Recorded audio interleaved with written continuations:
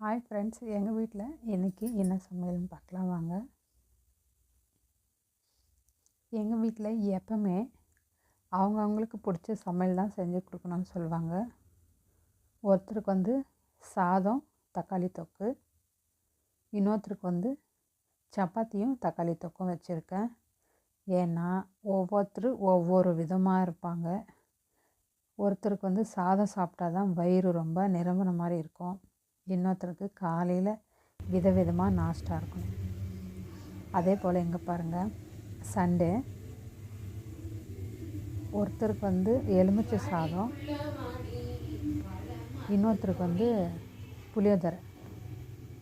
பார்த்தீங்களா, உங்கள் வீட்லேயும் இப்படி தான் இருக்காங்களான்னு கமெண்ட்டில் சொல்லுங்கள்.